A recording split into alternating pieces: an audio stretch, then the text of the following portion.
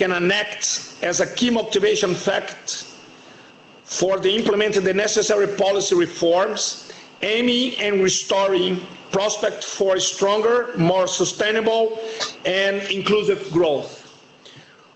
We stand ready to begin our accession process, and I wish all of you a very fruitful discussions today.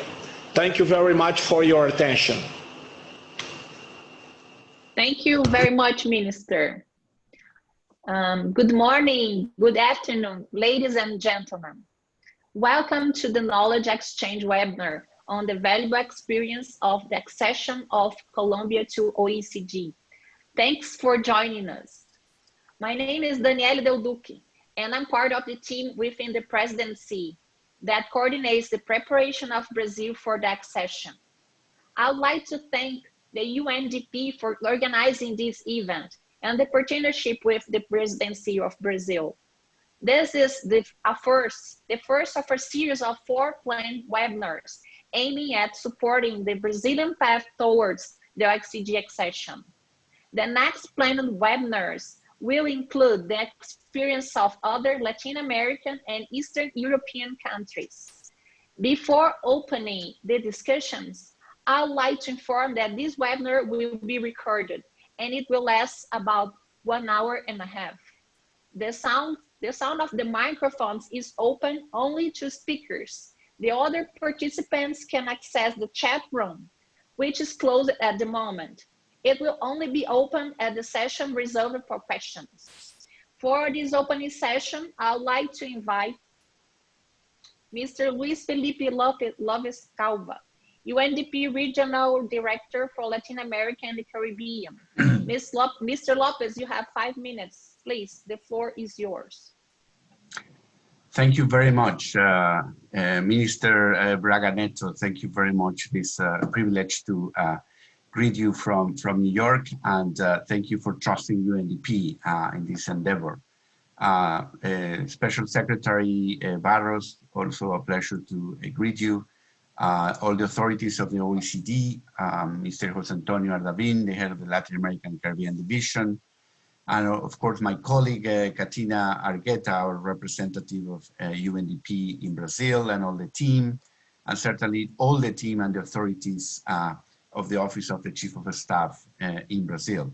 I also want to especially thank the participation of our distinguished guests, Doña Catalina Crane, former coordinator of the Colombian relations with the OECD, and Mr. Lucas Gomez, who is Director of Economic, Social and Environmental Affairs in the Ministry of Foreign Affairs.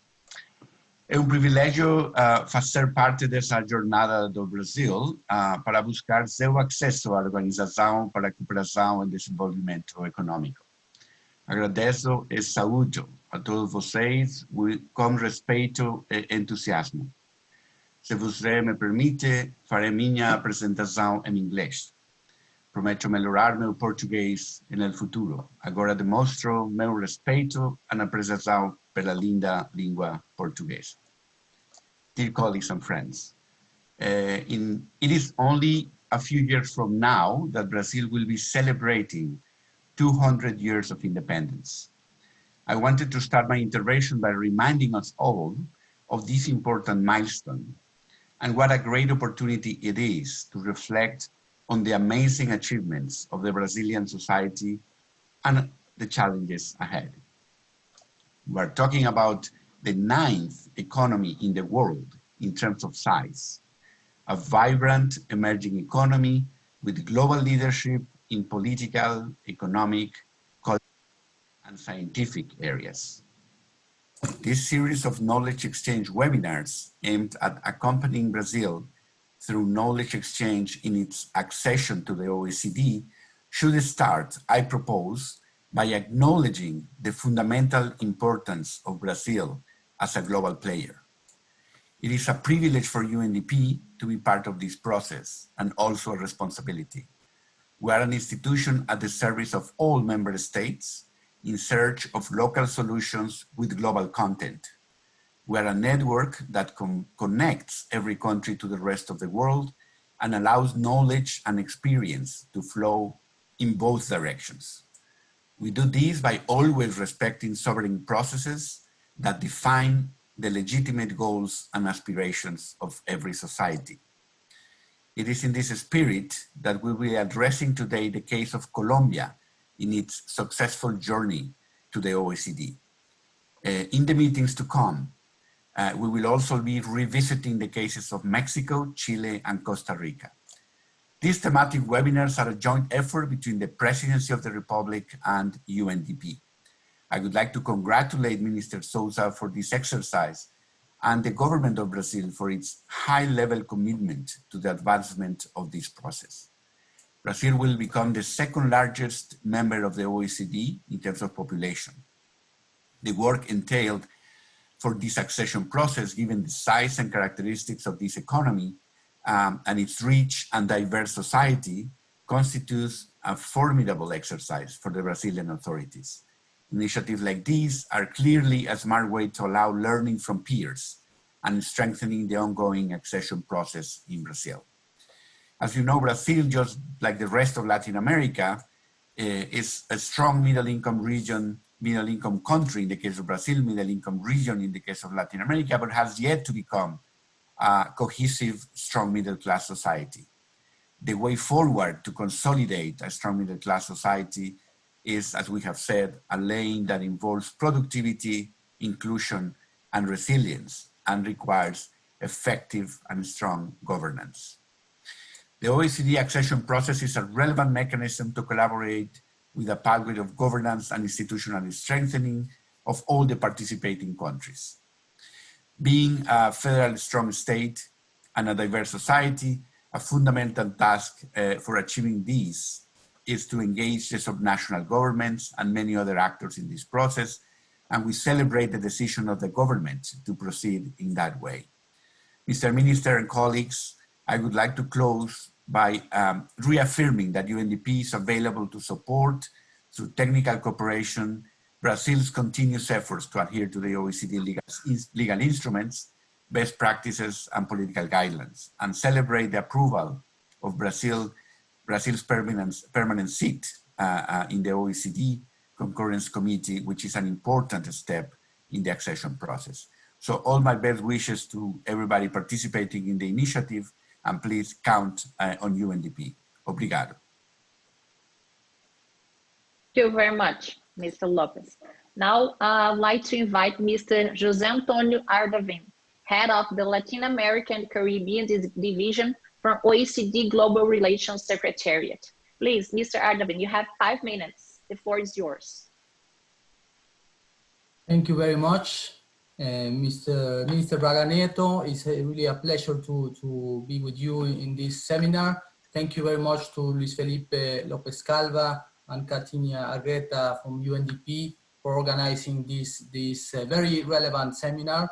I am going to present a short presentation to put this seminar and the following seminars in context of the cooperation that Brazil has been doing with the OECD, which as it says, and I also appreciate a lot the Portuguese language. The presentation is in Portuguese. However, I will speak in English. As the Secretary General says, Brazil has really become part of the OECD family because they have been really very active in their engagement with the organization. As you can see in this slide, this is a process, and it was mentioned already, from the first committee in 1996 through the process of enhanced engagement, which started in 2007, and then a process of really speeding up this process of engagement in 2015, that we signed a joint program of work and started cooperating in very specific areas of OECD committees. And more recently, obviously, after 2017, when there was a formal request that is now in the consideration of the OECD Council. But seeing just the amount of work that the OECD has on Brazil, you can also see that Brazil is one of the most important partners of the OECD, because it has very many publications, It's associate or member in 12 OECD bodies. It's participant in 20 bodies, and has adhered to more than 84 legal instruments, which, as it was mentioned already, it's precisely the key of the OECD that an accession country like Colombia had to pass during the process.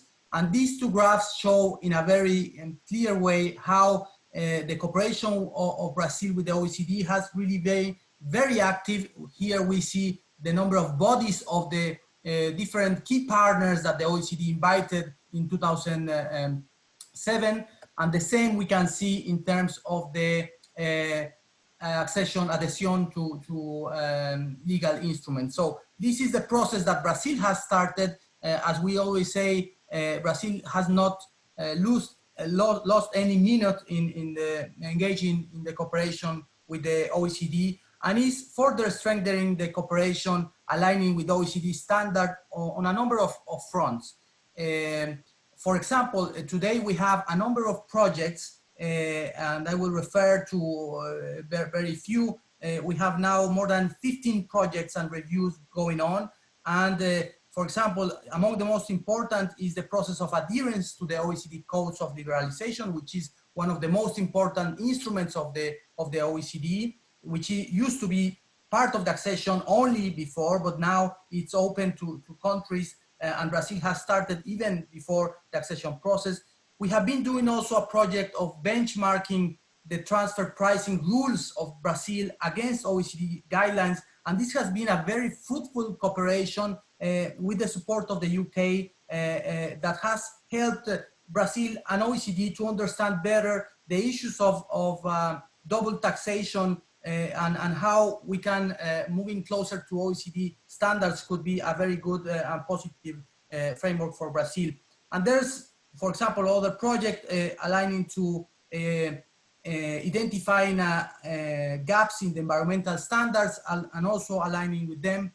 So, well, it's a very vast cooperation. As we see here, in the past few months, we have had different visits, different processes, and just highlighting as well that I have the responsibility also to coordinate the Latin American and the Caribbean regional program, and Brazil is the co-chair together with Mexico of this program, which is also oriented to give impact in the region, not only those countries that are in accession or are in a specific process.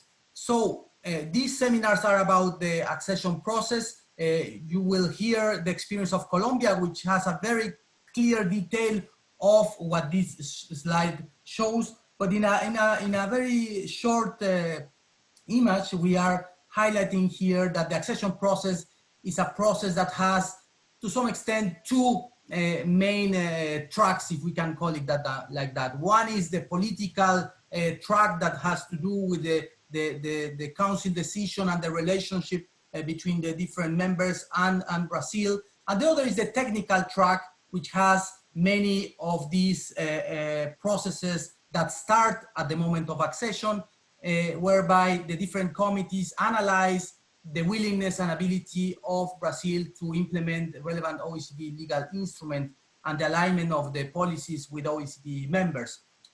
However, as I was saying before, Brazil has been very much advancing in all these technical track in many of the most important instruments. I mentioned the codes of liberalization, but there's also the Anti-Bribery Convention and many other of the most important instruments where Brazil is already advancing significantly. So eventually the case of Colombia could be a good example of all these processes. Brazil has already shown the formal request and is under consideration now in the Council. As you know, other 5 countries are together with Brazil in consideration. 2 Latin American countries, Argentina and Peru, and 3 European countries, Romania, Bulgaria, and Croatia. And well, I will not enter into the details of this specific process that has obviously an initial memorandum from the country, an adoption of an accession roadmap, and then all these committee reviews, formal opinions from the committees, and finally, when all this is finished, a final decision from the Council inviting the country to become member, which is what happened recently with Colombia. And after that process, the deposit of the instrument of the convention of the OECD. Very briefly, and Gabriela Ramos, that will join us at the end of this meeting, will insist a bit on this element that the accession process is also an opportunity for all countries, and it was very clearly for Colombia, to engage in reforms, and obviously the benefits of being OECD member are very wide.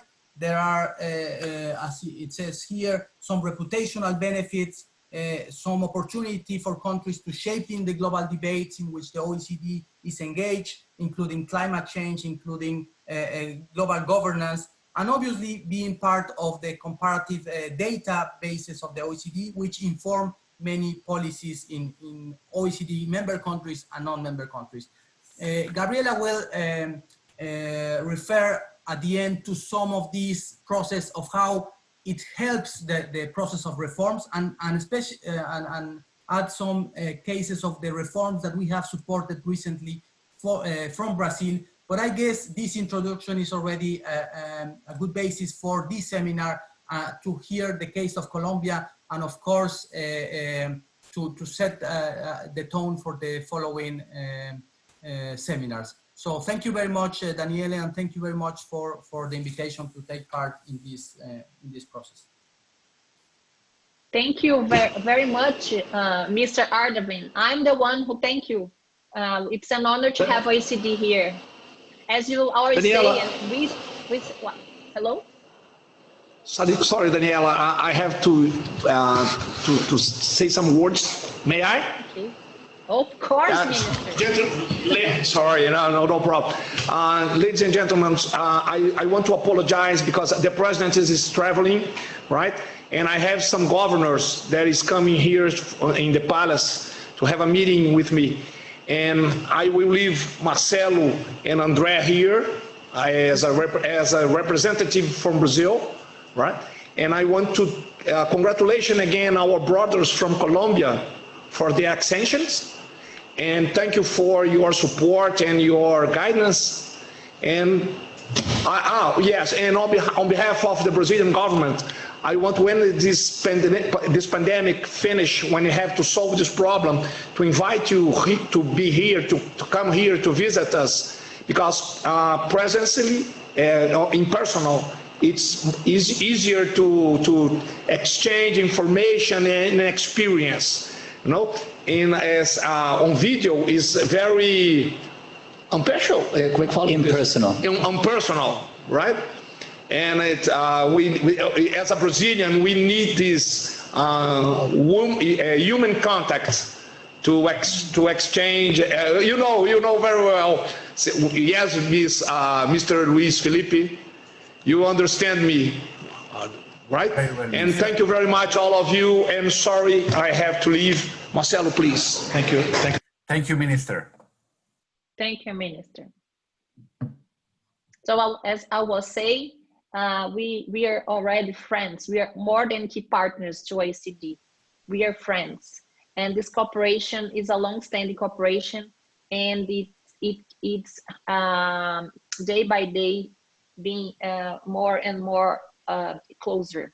So now I would like to thank Mr. Ardavan and Mr. Lopez for these important introductory remarks.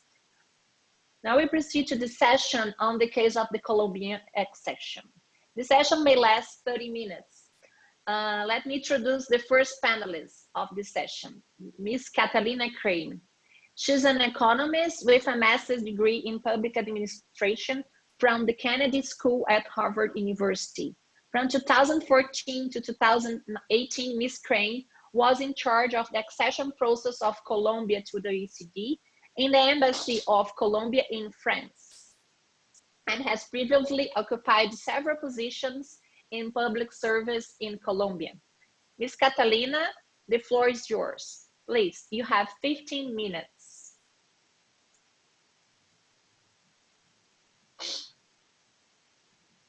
Catalina? Hello? Yes? Hello. Hello. Hello, Daniel. Hello, all the partners in the panel here, old friends like Jose Antonio, UNDP, of course, all the Brazil officials, Minister Braga.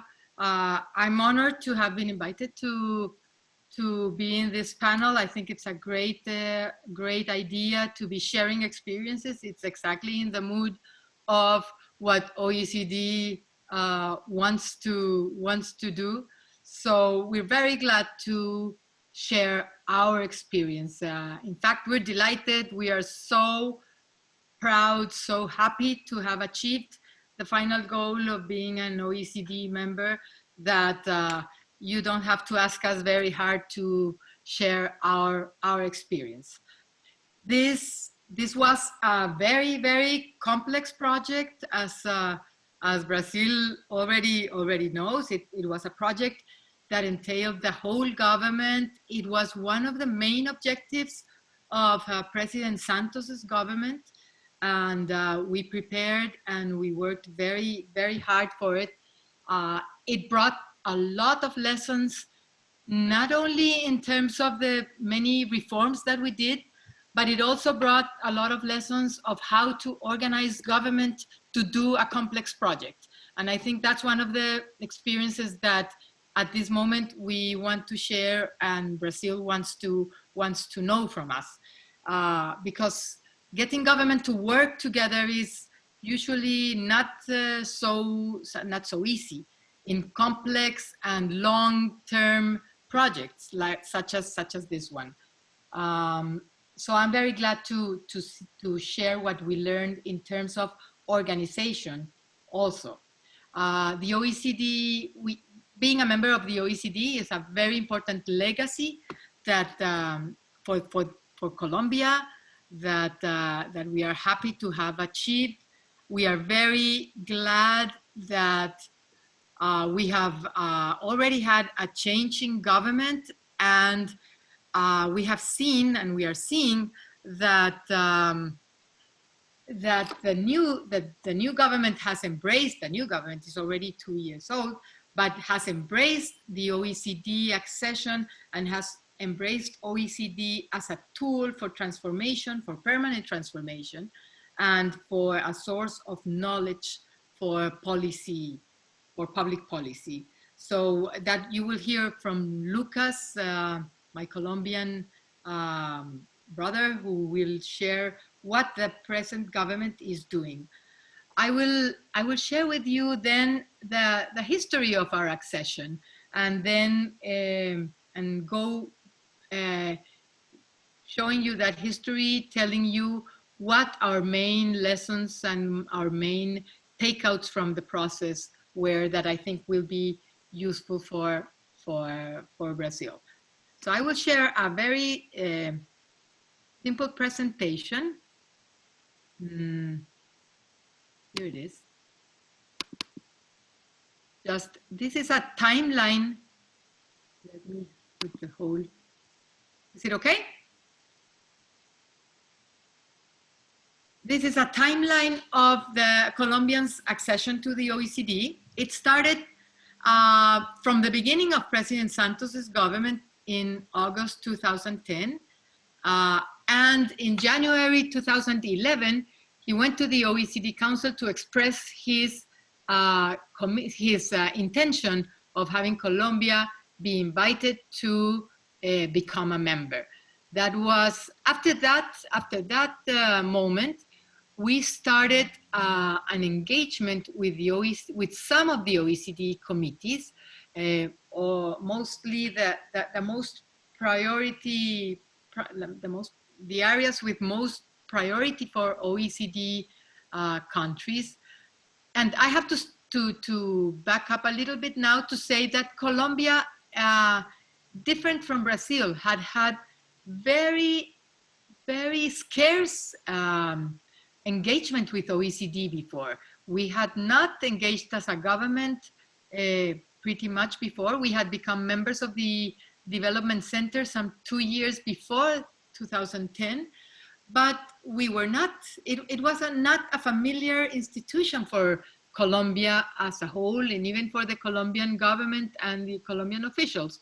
So we had to start from a very basic initial point where we had to have all the institutions in the Colombian government start getting to know what the OECD does and learning to work with them. Brazil is very different. They have been very active with the organization from some time before. That will make your job a lot easier. So in this, it took us two years of this engagement, of this initial engagement, before getting the invitation, the actual invitation to start the official process of accession.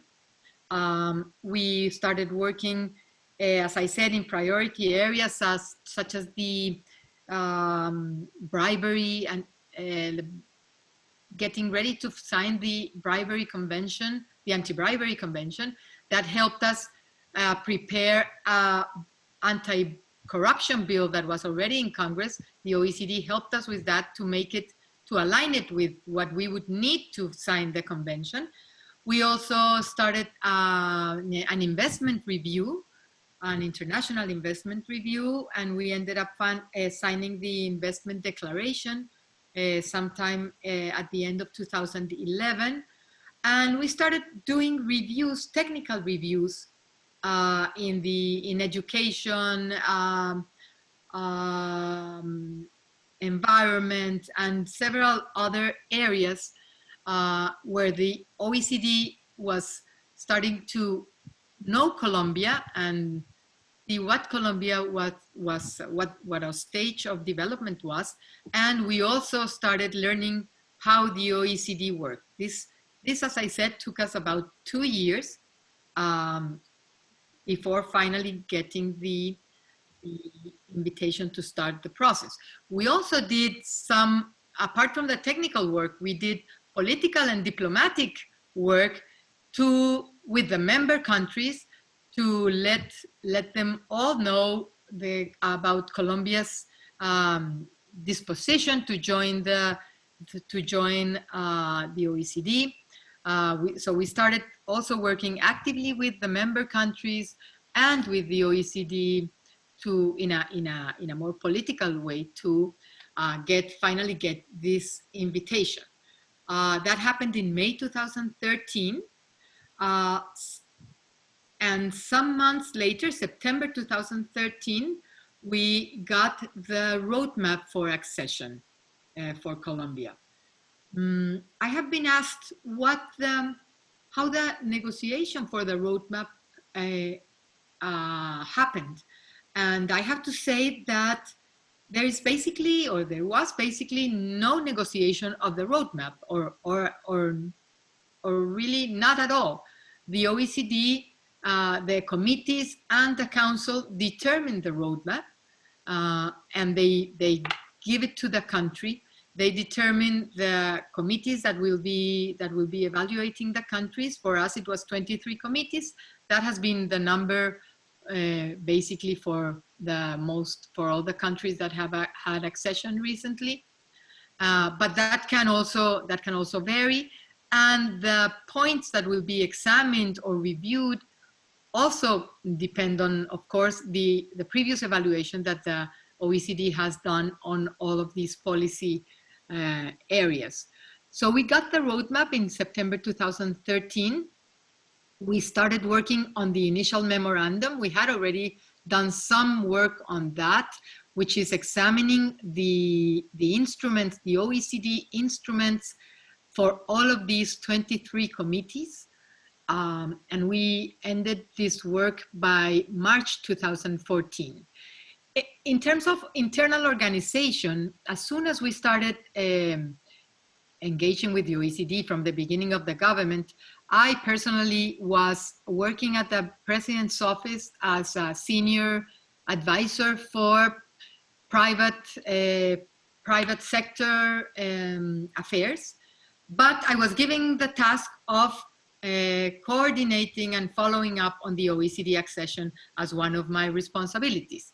I didn't know it would end up being my main responsibility for mostly the rest of the government. So by the time that we got, okay, the initial organization that we did in the government was to establish from the president's office a head of this coordination. The president was very much engaged, very much directly involved in the process.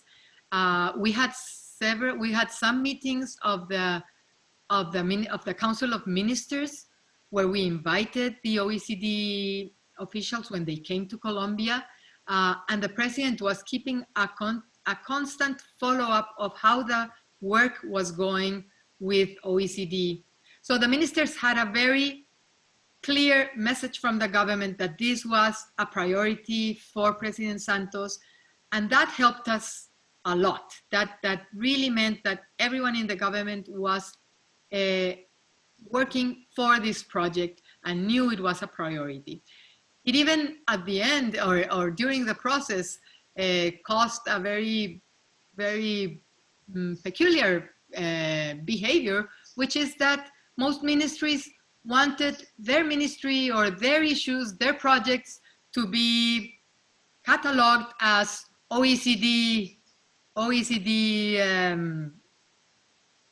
valuable projects or OECD important projects, because that would give them a higher priority in the whole of in the government's program. So it was just to conclude this point, it was very important to have the very strong leadership of the president and therefore of the ministers for the project. Now I continue with my timeline. We delivered the initial memorandum in March 2014 to the OECD. By that time, we established a formal group in the Colombia's embassy in Paris. I moved to Paris, and we established a small group, but to continue following the process from Paris. We started, of course, then in all of 2014 through 2018, the whole formal evaluation process, which meant the reviews from each committee until we got in each one of them the formal opinions. That is, after 1 or 2 or 3 or more rounds of discussion in the committees, the biannual discussion in the committees. Some of them took us just 2 meetings, and some of them went all of the 4 years of reviews. We, at the beginning, thought that the evaluation process would take us 2 to 3 years. It ended up taking 4 years. I will talk about the issues later. So finally, in 2018, May 2018, we got all the formal opinions from the 23 committees, and we got the final decision from the OECD Council in May 2018.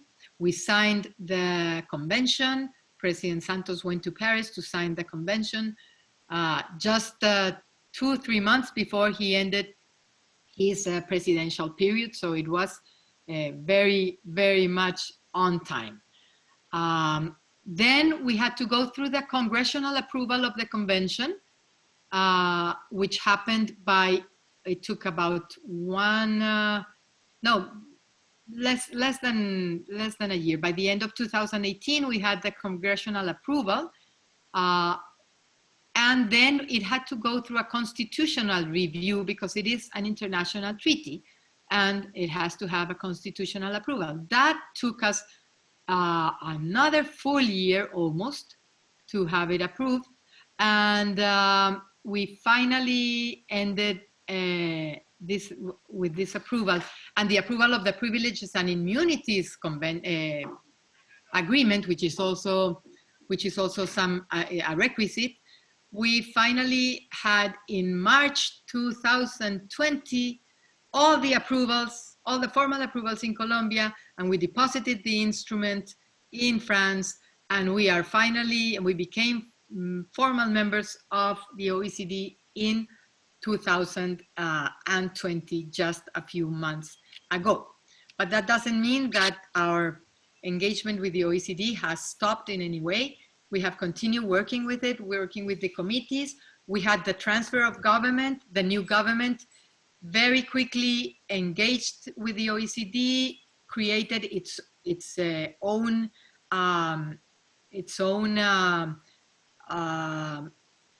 coordination committees, which Lucas will tell you about later. I will talk now about what the main reforms were, and where the most delicate and the most sensitive issues were during this process, and how we organized to do them. My second slide is just a list of the main reforms. It's very difficult to put them in, to prioritize them. Most of them, they are all very important. They will be very important for Colombian public policy in the future. They have proved to have changed many things of how we do policy already. So, and I will not go very much into detail of each one of them, because you probably want to know more about the process, and we probably can have many more seminars in the future about the policy, about each one of these policy or transformation and reforms. I will just list them briefly. We had a very comprehensive regulatory policy review and a regulatory policy reform in Colombia, we introduced the regulatory impact assessment. We introduced a lot of more transparency in the process of regulation. We issued decrees that made the publicity of regulatory reforms obligatory for the central government, and we are extending, and it has been extended for other areas of government. So it was a comprehensive regulatory policy reform that is still in the process of being developed. We continue to work on that. An important reform, the second one, was we extended the supervision of the financial supervision, not just to the financial sector, but to all financial conglomerates as a whole. That was important. That was a legal reform that had to go through Congress, difficult to pass, because of course the conglomerates had an interest in this type of regulation, in legal reform, and it had been something that we had been trying to do for a long time, and it was the OECD accession process that served as a catalyst to finally get this reform done and get it through Congress and get the private sector to be on board and to see that it was a necessary reform for Colombia. Another important reform was the reform of the corporate governance of state-owned enterprises. We did a complete overhaul of the corporate governance institutions for state-owned enterprises. We had to remove all ministers from the boards of state-owned enterprises. This was not easy, even for the ministers. It was and we ended up doing it gradually, but it is finalized now, and we have still an ongoing process of state-owned enterprise reform due to the OECD accession. We improved the political independence of superintendents to allow them to do their work more independent, of course, from political pressures. We established an industrial chemicals management policy, which we didn't have at all. That was something that we had to start from zero. That's part of the environmental and chemicals committee review process. And we now have a chemicals policy, and it's changing the whole way that this sector works, and it is bringing it up to date with international regulations. In terms of taxes, there's a lot of work that we did, very beneficial for Colombia in terms especially of tax evasion provisions, exchange of information, that there was extensive work in our tax regulations to comply with the BEPS program at the OECD. It's one of these things that also without the OECD would have been very, very difficult, or at least a lot slower to accomplish. We updated also our competition law. We introduced whistleblower provisions up to date with OECD international standards. That has been very, very fruitful for Colombia. We changed our completely our liquor tax structure, which did not comply with international trade standards. We designed the whole public procurement policy and institutions hand in hand with the OECD. We didn't have a procurement institution, and it is now, Colombia can say now that it is an example of a good public procurement institution and regulation. We also reviewed the whole governance of our statistic agency. We did the 2018 census because of the OECD. We hadn't had the census since 2004, I think. We were very much behind having an actualized census, and the OECD really put a pressure that we needed to have this. There were always usually budget constraints to do it, but we finally ended up doing it.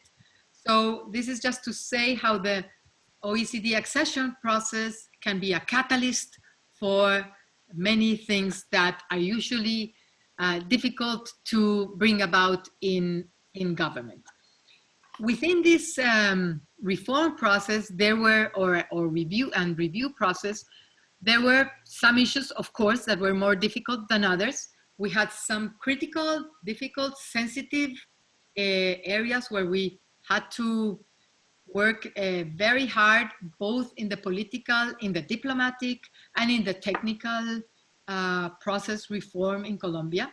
One of them, I'm going to go over them very briefly. Each country will have their own issues, and one important thing is to identify them early in the process. Brazil probably knows what they are already, but you have also to be prepared to have these issues come up as the reviews and the technical work with the committees starts to develop.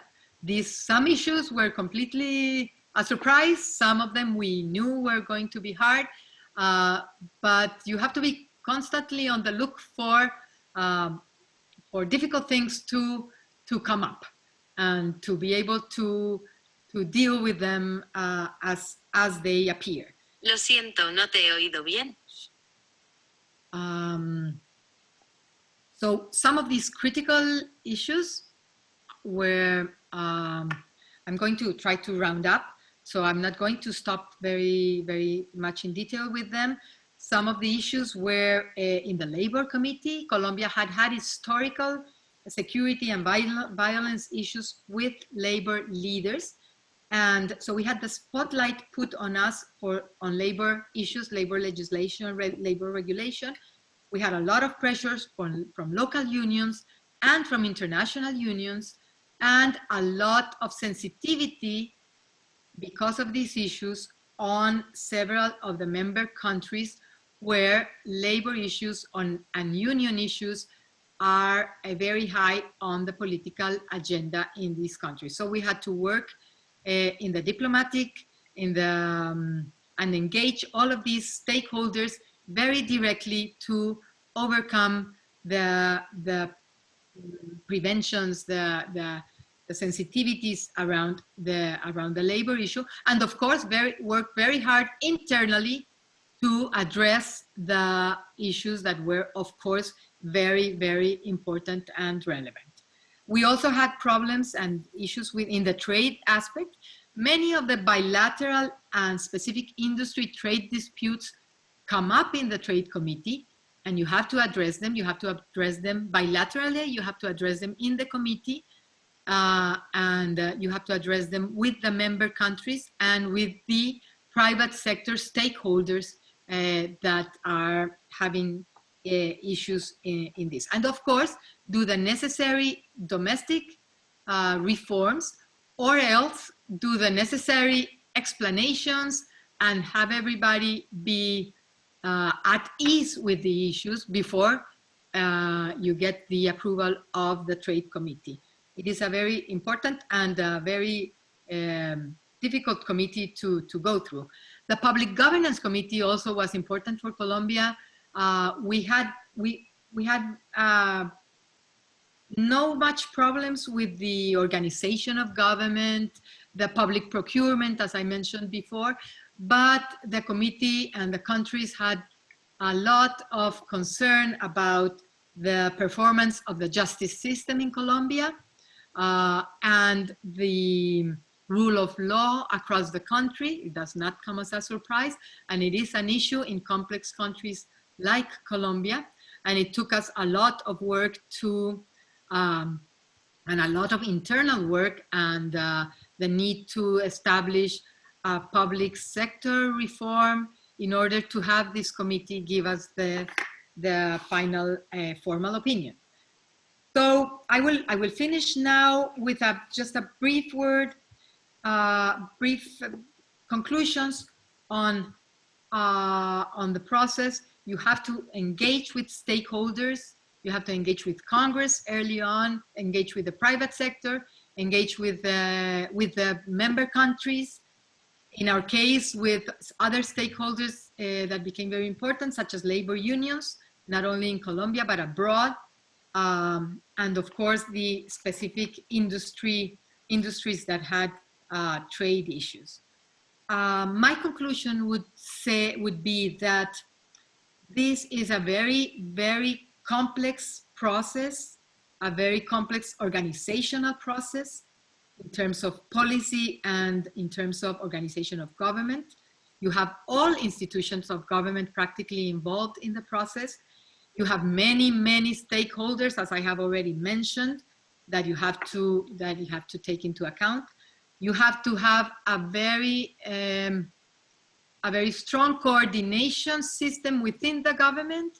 As I already mentioned, very strong leadership from the very top, from the president and the ministers. Those are very, very important.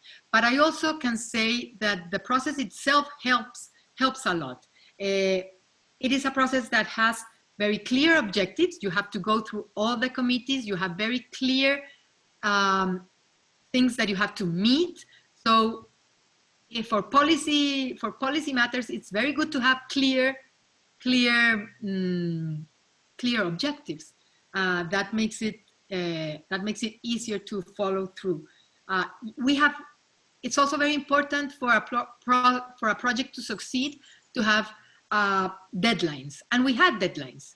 The deadlines, sometimes they moved. We always had to move them a little bit, push them a little bit, but we had very strong deadlines. The committee reviews, and even the need to have the final formal opinion from all the reviews. That put a sense of urgency in the government officials. That was very important to help to keep things moving within the government. No, I already mentioned leadership from the top. So that would be my takeout from and my recommendations from the process of Colombia. Thank you very much for having me, and I will be very glad to keep collaborating with the Brazilian government. I can say that Colombia is very glad to have more countries in Latin America join the OECD.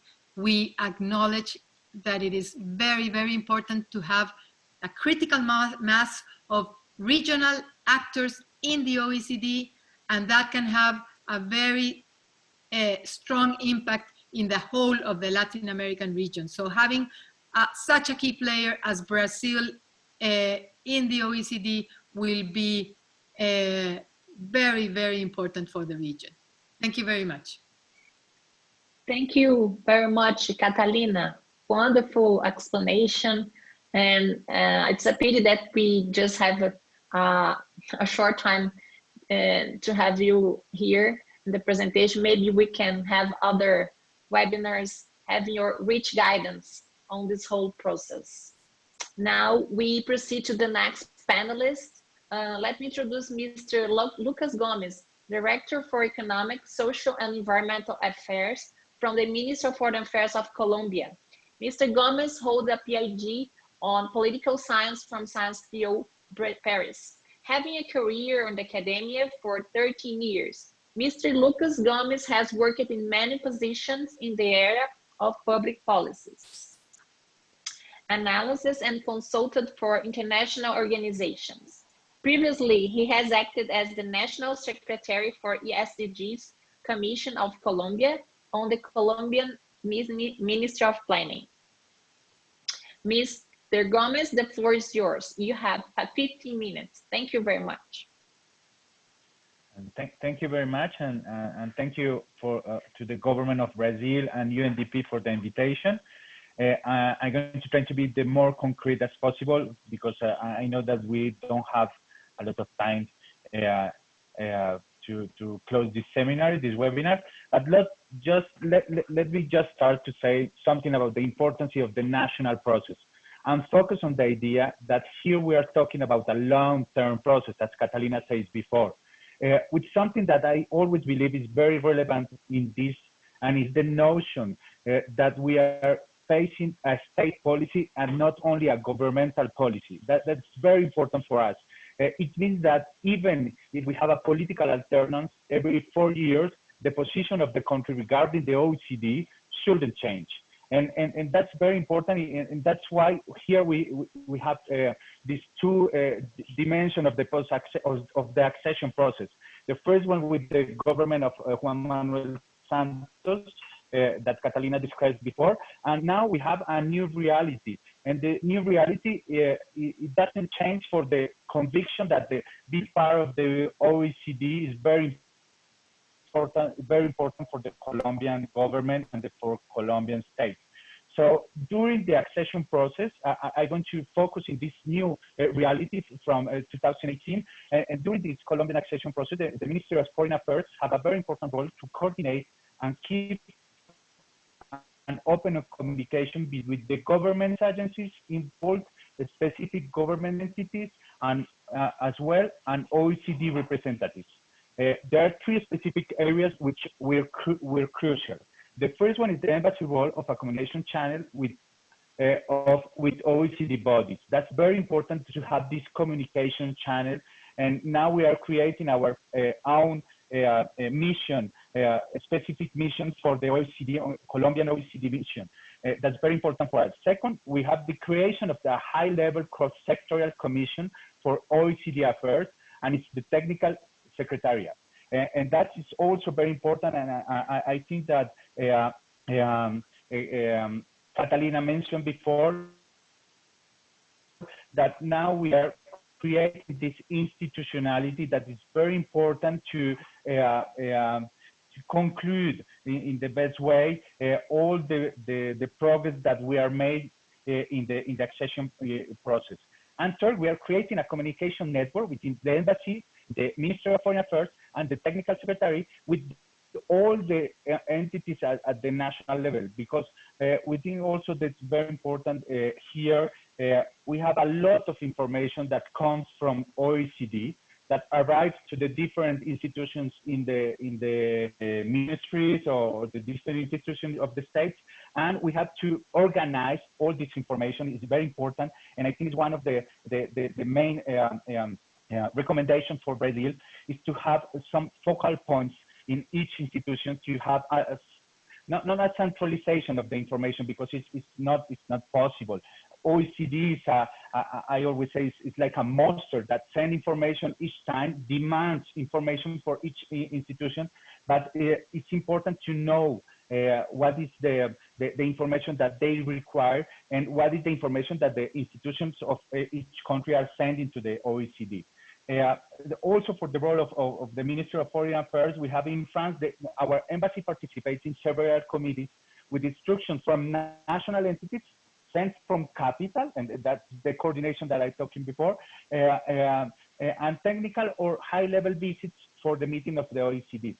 One of the best practices that we use in the last years, in these 2 years, is to centralize the visits from our functionaries that's going to OECD to have an idea what they're going to do there, and when they back to the country, have also a report of their engagement. Because it's very important in a process like you are now in this accession process, to have what the engagement for each one of the institutions. We are also working with National Planning Department in Colombia, the Ministry of Foreign Affairs. We have this alliance with the National Planning Department, which is our transversal institution that are in charge of the post-accession commitments. And we are working with that, for example, to organize the Latin America, the regional program for Latin American and Caribbean, especially during this 2019-2022 work cycle. For example, last October, our country hosted the OECD Week, which was kicked off by the President Ivan Duque and the Secretary General Angel Gurria. And in that, even Brazil was our co-chair for the 9th steering group, which was carried out within the framework of OECD Regional Program for Latin America. This alliance is very important for us. Now, when we talk of something about the governance, and it's very important to, here we have again this division with the first part of the process before the accession, and now when we are members of the OECD, and now so that's why I'm going to focus in this part in the new institutional perspective. And what are the institutions that take an important role to this relationship with the OECD? And here I want to focus in the leadership of the Vice President office, because our Vice President, she carry out the OECD process. She is the President of our transsectoral commission, high-level commission, and I think that this leadership that Catalina mentioned before also, because we need a leadership at the high level. Then we have this National Planning Department that is a figure that we have in Colombia. I'm not sure in Brazil you have something like that, because we have this division in the budget of function and the budget of investment, and Colombia has also the National Department Planning Department. So sorry, is an structure that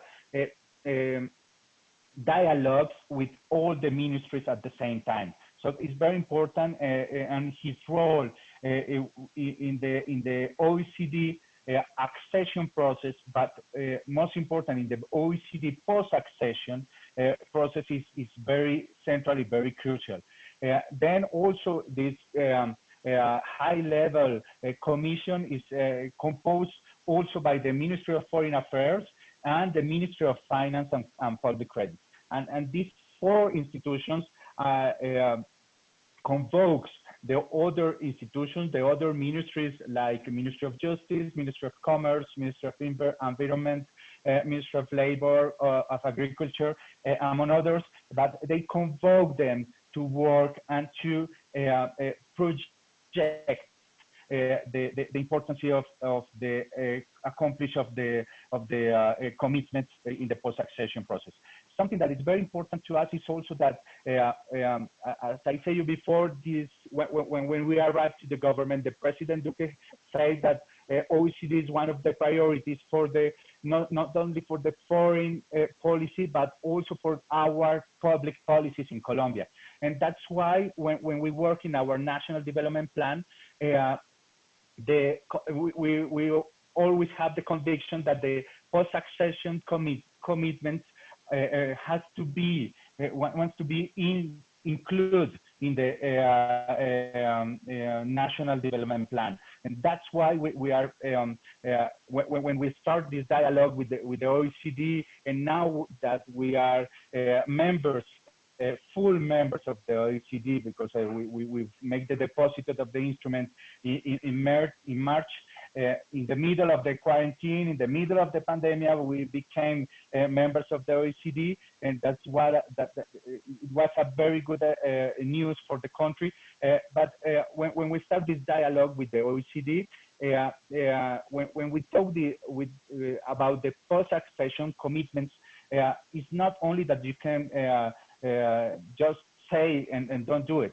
So we start to work in our national development plan to make the arrangements, to change some policies, to change some practices, and I think that the result is it was very great for everyone to look that the Colombia, as I say you before, is engaged with this notion that the OECD commitment, that the OECD relationship it wasn't an history from President Santos, but is something very important for all the states, for Colombia, and we are sure that in the 2022, when we have a new president, this new president are going to honor also these commitments, this relationship with the OECD. I just mentioned something about the post-accession commitments because it's important to us to know that this recommendation, now the post-accession commitments, have become a better practice during accession process, and that was very important for us. These commitments, which review country policies, can make recommendations for change in legislations, policy, and practices as a requirement for membership, and that's something that for Brazil is very important, because sometimes we are very scared about the goals of these commitments, the changes that they promote. But for Colombia, it was I think very easy to include them in our roadmap, because we believe that, as I always mention, this notion or this legacy for me for the OECD is that better policies for better life, and we believe that we are in that way. So I think that it was very, very important. It was one of the main strategies that we made to have a very good relationship, not only with OECD, but also internal with our political actors here, the opposition, and I think that's very, very important. And now just let me focus on one of the Colombian particularities, and it is the legal ratification of the accession. Catalina mentioned before, but I think that Gabriela and Jose Antonio agree with me that the Colombian ratification with the deposit of the instrument is the longest in the history of the OECD. And it's the longest in the history because we have a lot of steps, legal steps, and the first one was also the first one was the adoption of the ratification text agreement in the Congress. We have to pass a law. For example, for Costa Rica, is not the same process. For us, we have to pass this law. And as Catalina mentioned before, this law is a national and in that way, they have to be approved, endorsed by the Constitutional Court. And then when we talk about the power separation, we have this notion that the Constitutional Court has their autonomy to work, to decide their times, and it was very, very, very long to Colombia to deposit the instrument. I remember one meeting with Catalina when we talk about it, because we was very worried about the idea that in the OECD, they have the impression that the Colombia makes everything, all this process that Catalina mentioned before, described before, and now to ratify this engagement, we take a lot of time. But now we are the member 37 of the organization. And if you may, I'm going to finish with two elements. The first one is maybe the key lessons learned that we have in our process and in the last years. Focus in this part of the process, the last one, when we create our high-level cross-sectorial commission for OECD affairs. But I think, because I think that it's one of the good practices that we want to share with Brazil. And finally, I will finish with a few recommendations. So when we talk about the OECD, is something that is very important here also is that many topics are technical, are very technical, and needs a technical advice, not only political advice. So that's why it's important to have all the institutions engaged in the process. Because we have to take decisions about technical issues and not only with political regards. So here we create, and the President Duque has this vocation to create a high-level cross-sectorial commission for EDC affairs. She creates it by a decree, the 1857 of 2019. But the importance here is that we want to give to the OECD affairs the most high level as possible. And that's why I say before that the crucial role of our Vice President, Marta Lucia Ramirez. This commission has allowed a channeling of information between the different government entities and has strengthened the relationship with the OECD. Now we have a fluid relation, even if we don't have yet this mission, this diplomatic mission in Paris. This high-level commission provides, in that way, the guidelines for all national entities responsible or involved in OECD affairs. Similarly, it is government bodies responsible for interinstitutional coordination, which aims to coordinate and guide the structure and implementation of policies, plans, programs, and projects related to Colombia's participation. The Commission has also a technical secretary, and that's the point that I said you before. For us, it's very important has this idea of this is a technical view of the relationship between Colombia and OECD. And the relationship is technical at the most high level as possible.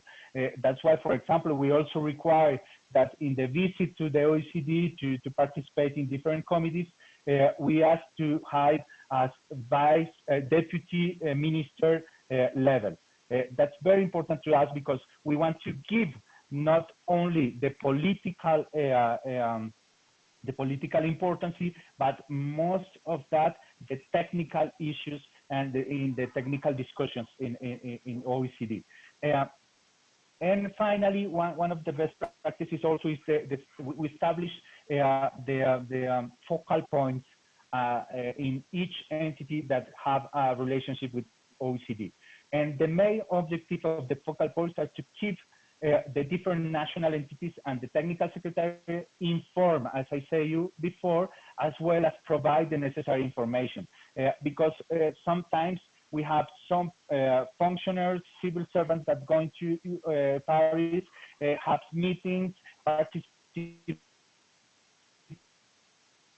and get back to Colombia, and we don't have the information. So that's why for us, they established this notion of focal point that relate and share the information of their entity each time with the technical secretary, with the high level cross-sectorial commission is very important to us, and it could be take like a very good practice for you, and not only for post-accession process, but my recommendation is to establish this focal point at the beginning of the process. In the beginning of the accession process, you have in each entity a focal point that lets you have this information together. And now let me just finish with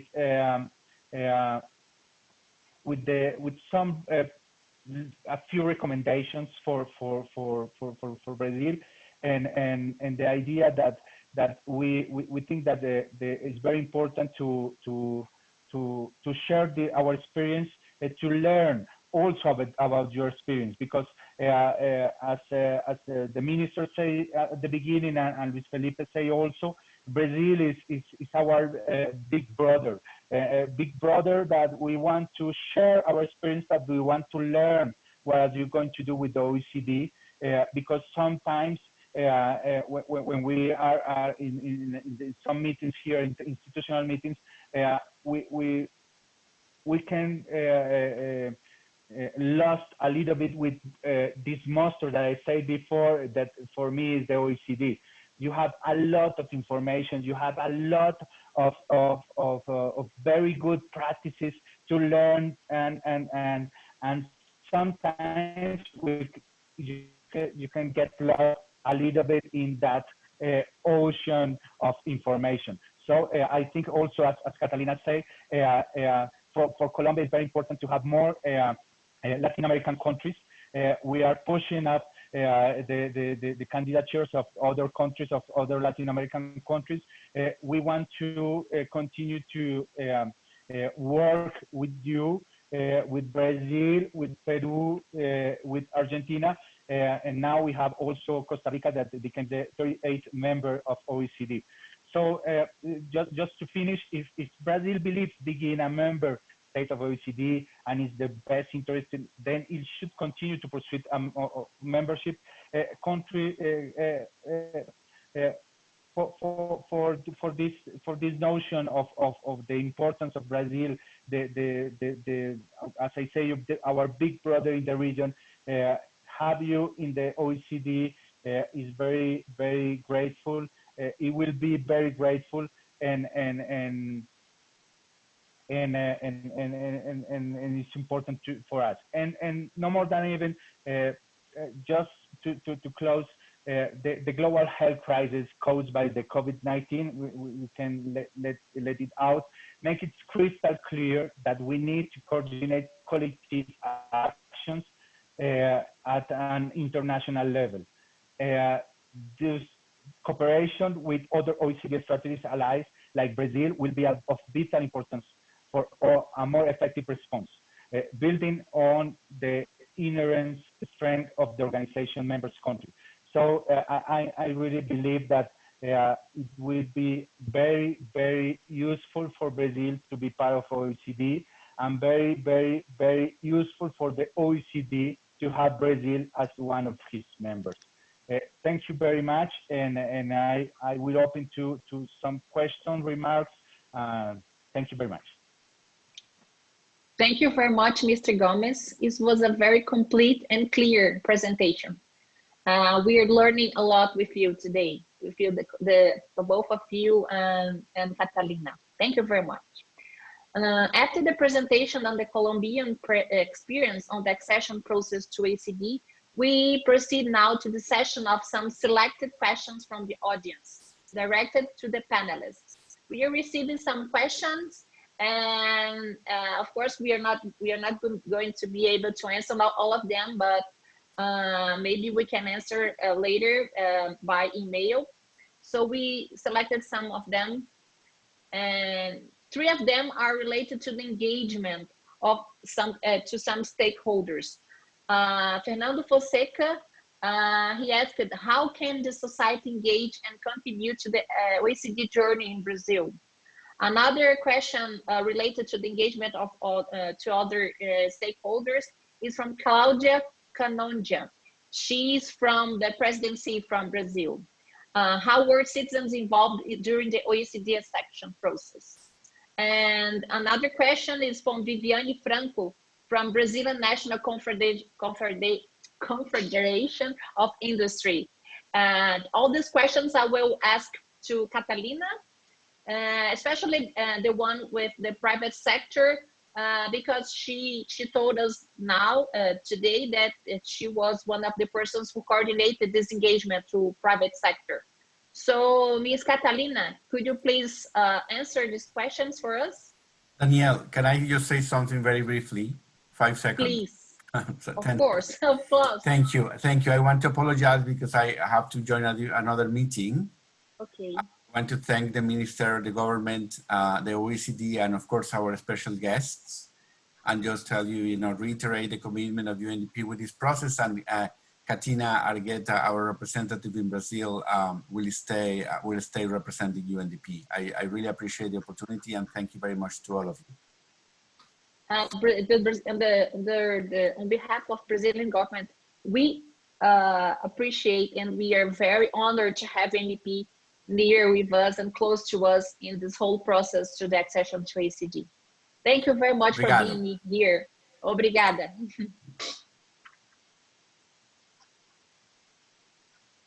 Catalina?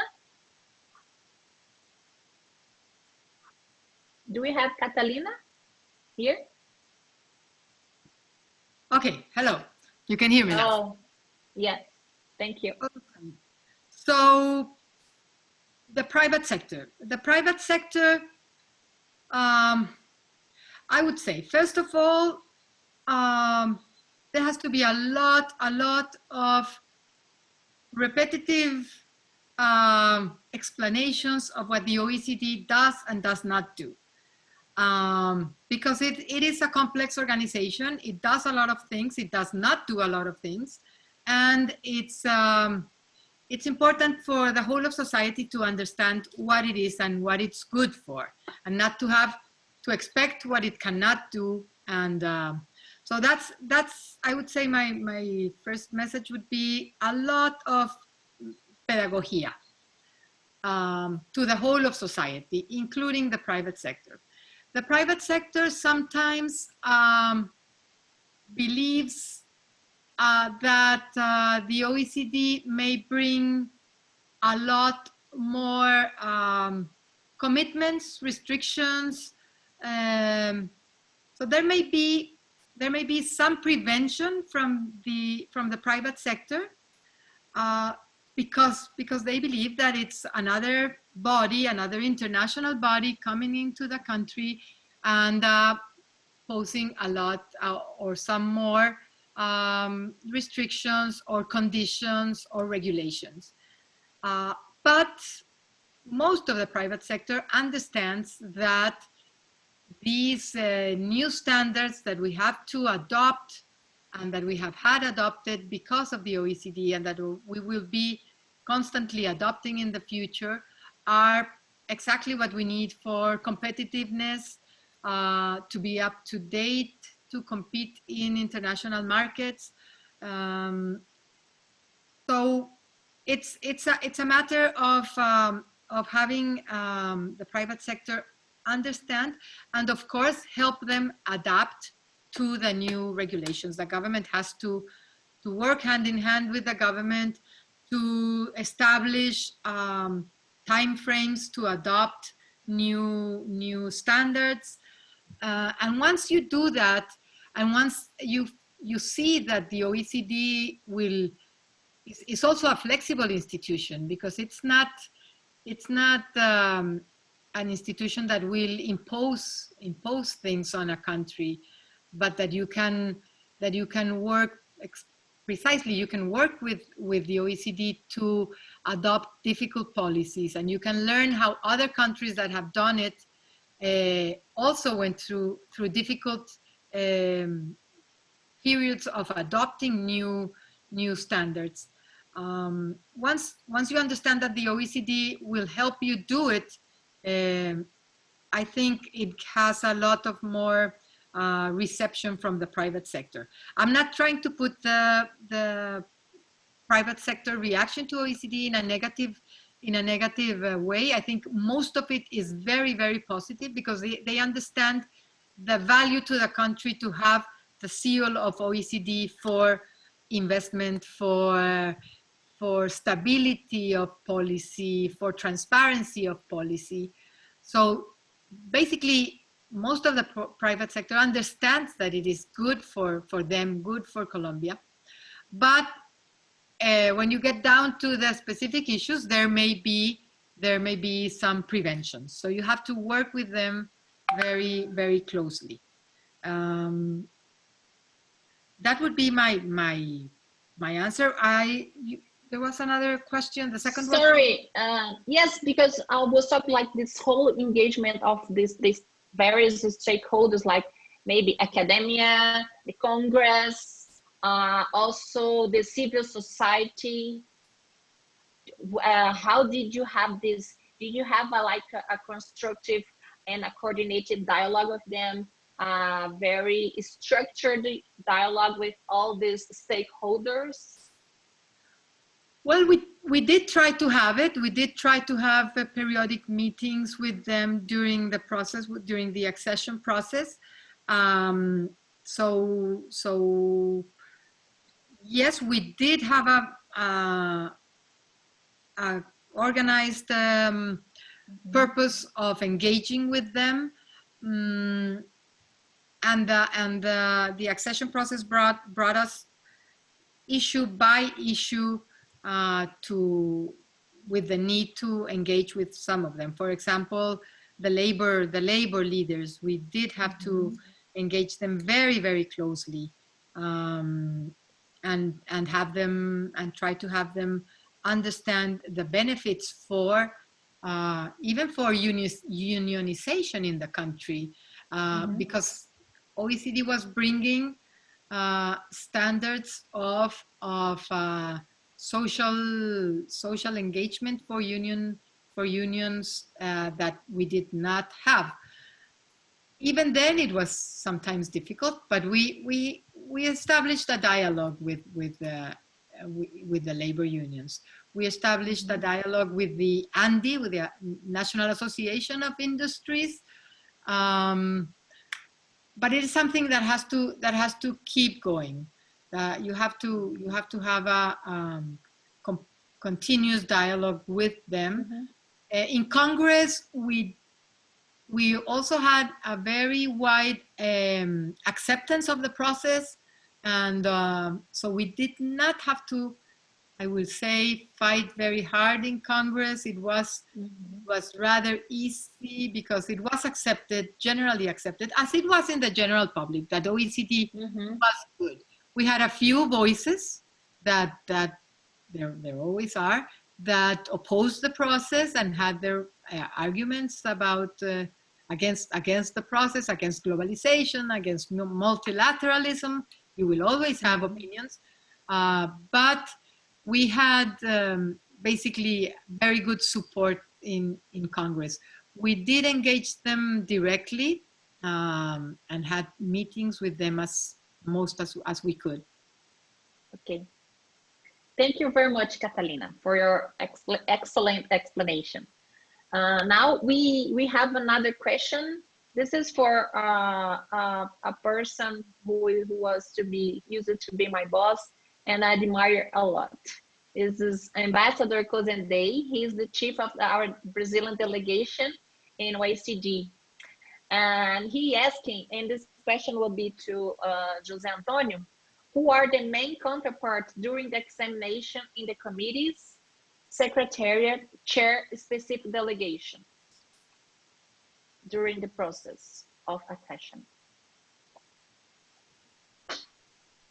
So if I understand well, the question is, who are the main counterparts of the country in the committees? Yes. Yeah, well, each committee, as you know, in the OECD is very independent. So they have their own chair that is selected by their own member countries, and each committee determines their own processes, their own meetings, and their own instruments. So in that regard, and probably this is something that we didn't express enough in my presentation, but also in the presentation of Catalina and Lucas, I guess, as Catalina was saying, each committee has its own issues, and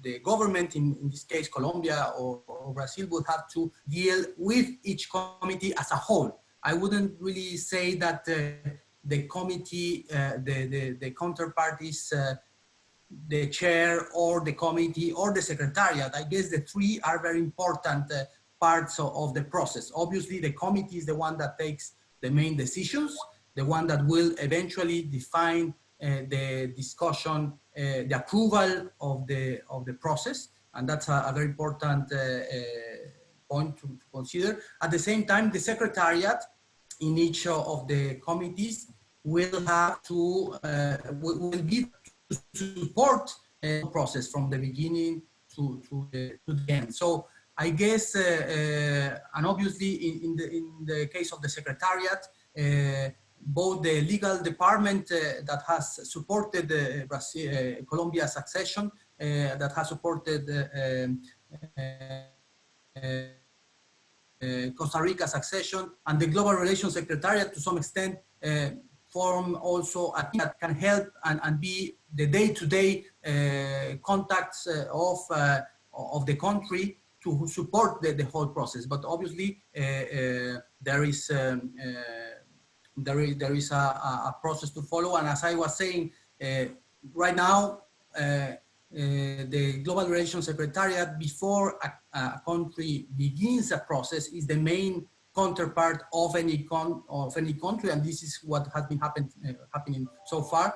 And as soon as the accession process starts, the legal department takes more the lead, because obviously that's the department that will make sure that all the processes are taken, because there are many legal steps to take.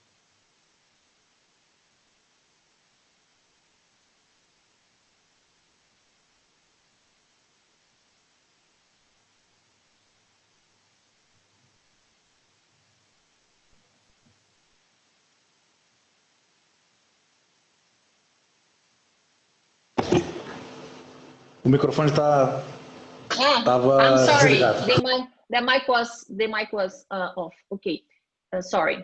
We have a question for Mr. Lucas Gomes. What are the main contribution of being an OECD member to the regional integration?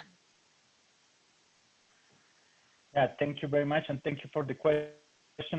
I think that it's very, very crucial to have this notion of that in the OECD we have more members from Latin America, and I think that in that way we will have more points, more bridges between our countries to work together in a real notion of integration and regional integration. As you know, in Colombia, we are working with the ProSur initiative that we believe that it's very important for the country and very important for the region. And in that way, we are working with the countries that made part from ProSur, and as I mentioned before, Peru, Argentina, Brazil, that start to the processes or want to start the process to be part of members of OECD. And also, we have a very good relationship with Chile. And I think that in the OECD scenario, when we are in contact with them, with Mexico, Chile, and Colombia, now Costa Rica, I think that all that we learn that, but because it's the notion of OECD, this learn about the others, the best practices, and to bring our Latin American realities to the OECD. When we bring these realities, we can also teach, show to the others our practices. But the most important is to have this notion that in Latin America we have different realities for maybe the same policies. And in that way, I think that we can dream with a Latin American bloc, a Latin American body in the OECD that works together to have this idea of Latin American policies and Latin American realities, and to have them to the region, and promotes in that way a new integration, regional integration also in the region. Thank you very much. Now we come to the end of the webinar.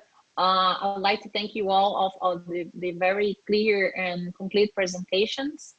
Now I would like to invite Mr. Marcelo Gomes, which is my boss, my dear boss, and Special Secretary for External Relations at the Office of the Chief of Staff at the Presidency of Brazil. Mr. Marcelo Barros, the floor is yours. Thank you very much. I think it was a grateful day, a remarkable day, a historical day. Catalina and Lucas, you had come with very insightful and ideas and insightful recommendations. But the most important of them is that we start to work together as a region.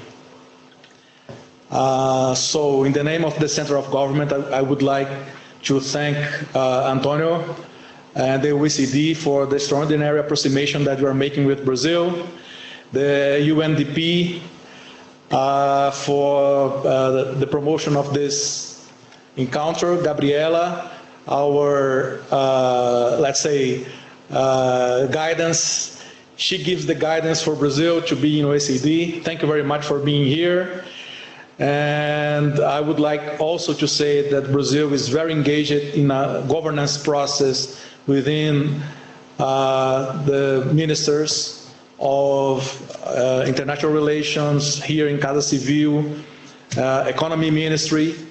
In this governance approach, we have the word that no ministry and no policy will be left behind in this process of convergence to best practices with the OECD. So in these pandemic days, you made our world more close possible.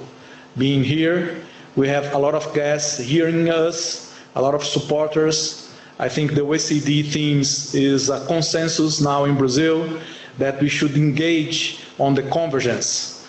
The best of this way is to walk the way, to discuss the policies, to convert this for more inclusion, for more sustainable development, and more results for our citizens and our regions. Thank you very much. I think it was one of the many seminars we're going to make together, and hopefully we will make the process of this pandemic less painful for our people, and the way that we engage for jobs and the growth in Latin America will be higher if we are together as countries, and if we are together with the institutions that recommend best practice for the countries. Thank you very much.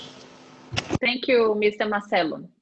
Now we have a very special person, and I think for her is maybe a special and historic day. I don't know if it's the last day of you here with OECD. Gabriela, is that it? Almost. Almost, yes. We're with broken hearts here because Me too. you are a part of the history of OECD. So, and it's a pleasure and an honor to have you today.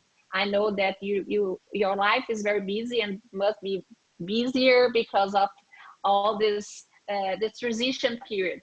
So thank you very much for being here with us and joining the webinar. No, well, thank you to you, Daniel, and thank you, Marcelo, and I know you had the minister there. Thank you to UNDP, and great to see Catalina there. It's as you say, no, it's sweet and sour. But Brazil is also a member of UNESCO, so I will continue working with and I will invent something. Yes, and we will invite you for other events with us. For sure. No, for what it takes about this very interesting seminar, I want to congratulate you because the reality is that we learn from other countries, and we learn how does these processes contribute to the very important strategy that the Brazilian government had put together to take advantage of the OECD. Catalina knows it, and I know that UNDP has been very supportive on this engagement of the OECD with so many emerging countries. But the process of accession to the OECD is the best tool that governments that want to modernize their economies, that want to modernize their government systems have at their disposal. I have to say that I have been enjoying partnering, particularly with many countries in Latin America, starting with Chile, but then of course Colombia. We spent so many years, so many nights, so many, every time we had to go to the committee, every time that Colombia had to do something, Catalina and I were like, no, move it here, move it there. And you know that, of course, we are the Secretary General, myself, Andreas, Jose Antonio, we are really committed to this agenda that is not only to support Brazil and the countries of the region, but it's also to create a more inclusive institution, to make it richer, to bring your perspectives, to bring your experience, to bring different ways of doing things, and to make it much more relevant in the world. So I think that this is the core. But I have to say, and I don't know if it came from the discussions, chapeau to the countries. We were very impressed by the commitment that the countries that have just joined the OECD, Colombia, Costa Rica, Chile, they were just amazing in terms of the coordination, in terms of the political will, in terms of the delivery. Not easy. In many ways, it was always complex because there are always political economy issues that are not easy to address, but that you must, in a very strategic way, use the OECD process of accession to really move some of the core reforms that sometimes have been very difficult. And we hope that, that as soon as the accession process of Brazil starts, that we could also move in that direction. But I have to say that you even started before, because you're really advancing in a very fast pace in looking at what instruments, what committees, what kind of work the OECD is doing that can help you. And you just take it and go. And I think that's a fantastic attitude by the Brazilian colleagues, because, okay, the political context will define whatever they want to define. You know that if it was for you and for us, we would have been in this process since 3 years ago. Yes. The international context is complex, and I don't need to say it. But at the same time, we have seen the commitment of Brazil to all the very important benchmarks and standards that the OECD has. Not only the joining of a very large number of instruments and recommendations, and but also looking at the very specific reforms that you have advanced with the OECD support, the reform of the competition law, for example. The OECD has peer reviews that were undertaken in 2005, but we have the one in 2020. And you have been a very active participant in the competition committee, now an associate since April 2019. It has been really this very strong push in the latest years for this very strategic vision on how to rely on OECD instruments. Also the codes of liberalization, I think this is a path-breaking issue. And also it's path-breaking because you will bring, we cannot deny, for example, one of the main concerns that we have now in the OECD is not only the impact of COVID on growth and the impact of COVID, of course, in the health services and in the life of people, but the reality is also that there has been a massive outflow of capital from emerging economies. And I think being in the group makes you part, independently of whether the accession moves or not, but it makes you part of the community of countries that are looking at these issues. They're saying, okay, free capital flows, fantastic, that's great. If there is this large outflow, what do we do in the collective? How do we manage the transparency? How do we ensure that we take the necessary decisions?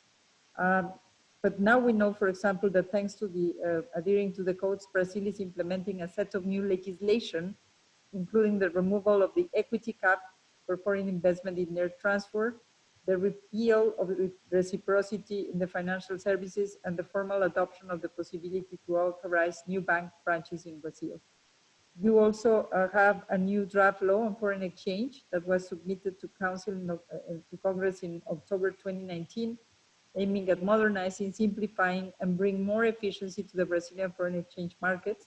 And more recently, you also had, following the recommendation of an ongoing project of minority shareholder rights, the Exchange Commission of Brazil enacted a new regulation effectively reducing on how many shares minority shareholders must have in order to fill a derivative lawsuit. Before it was 5%, now it's 1%. I think this is great progress to protect the minorities, which is very important. So we have that and many others. We have really very many examples where the commitment and the leadership of Brazil, and particularly of Casa Civil and all the ministries that are engaged, which had delivered. Joining forces and bringing the experiences of our friends in the region is fantastic. And I have to say that you got the right people in the table to share with you all the intricacies of that project. But I just want to finish by saying thanks. Thanks for your commitment. Thanks for your leadership. Thanks for your friendship. I really have enjoyed, one of the treasures that I take to UNESCO is this fantastic relationship that we have built at the professional level, of course, the OECD and Brazil, but also at the personal level. I always appreciate this very warm way in which you have welcomed every one of us every time we go. And the kind of trust and partnership that we have built go beyond institutions and beyond specific projects. You are in fantastic hands. I think that you have cheerleaders in the GRS directorate with Andreas and also with Jose Antonio, with Fabio. I'm sure that they will continue supporting this process. And I will be routing for you, even in the other side of the river here, the Seine. I will be routing for you, and I will be looking forward when Brazil becomes a member, and I hope you will invite me to the party. So thank you so much. It has been my pleasure. You are already invited. Thank you very much. Thank you very much, Gabriela, for all this long-standing cooperation with us. As you say, it's like we're friends, friends in the good sense of having a good cooperation and gradually increasing cooperation. Thank you very much again, and we wish you a very successful new step of your professional career. But we will not, we'll be in touch, okay? we need your rich guidance and rich, how can you say, information of all this process is very important for us, okay? Thank you again. And to conclude, I would like just to thank all the speakers and participants for this important discussion. As we told before, this is the first webinar that we're holding with the partnership with UNDP, that is like has given us a great support and is a very good partner for us. And many questions have appeared in the sense of asking about a link to have the recorded version of this webinar. We will send you later this link, okay? And you have the presentations along this record, okay? So thank you very much again. Daniele, I'm sorry to interrupt you. I'm sorry to interrupt you. Two things. The first one is saying that, Gabriela Ramos, we are all proud of your legacy, and we are more than sure that we are going to make a great job in the next job, and we are going to be together. It's not a goodbye at all. And the second thing is, I would like to also hear Ms. Katina Argueta from UNDP for a final remark as well, please. Thank you very much. I would like to join what it has been said and thanking the Colombian speakers to have shared this morning the experience of Colombia, so rich experience in the process of accessing the OECD and highlighting the importance of the preparation of the process as well as the future benefit that it brings to the design and implementation of public policy to improve the quality of life of people. With this webinar, we have been able to see the advantage of partnership associated with the cooperation and sharing of best practices among countries in the path to sustainable development. To address this challenge of standardizing many good practices, the OECD is a fundamental reference, and UNDP is a partner of choice committed to support and facilitate this process in Brazil and worldwide. I would like to join the words that I already have said and invite the audience to keep on following up the upcoming webinars so we can keep on building this pathway together. Thank you very much. Muito obrigada. Thank you very much, Katina. Again, this is a valuable and very, how can we say, it's an honor for us to have UNDP with us in this process. Thank you for your cooperation and for UNDP to organizing this event that I think that was a very successful webinar. We learned a lot today.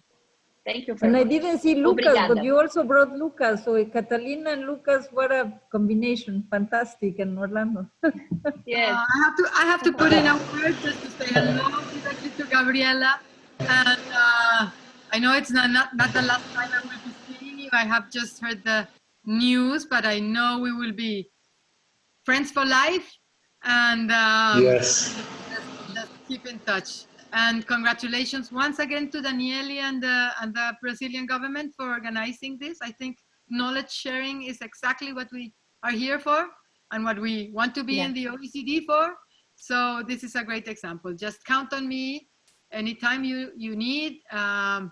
This personally has been an amazing project for me in my professional life, and I am always more than willing to share my experience because it really moves me to the core of my personal and professional life. Thank you very much, Very good. Catalina. And also when the Minister Braga Neto said that the next meeting is going to be here as the time and the way and the quality of being present together, he had already made the invitation. He really wants to have we all here together, including you, Gabriela. The invitation is for you as well. Thank you. Muito bom, muito obrigado, Lucas, muito obrigado, Catalina. José Antônio, foi Obrigada fantástico. a todos. Obrigada mesmo. Tchau. Bye, bye. Tchau, tchau. Tchau, Gabriela. Muito obrigado. Um abraço. Parabéns, Daniele e Orlando.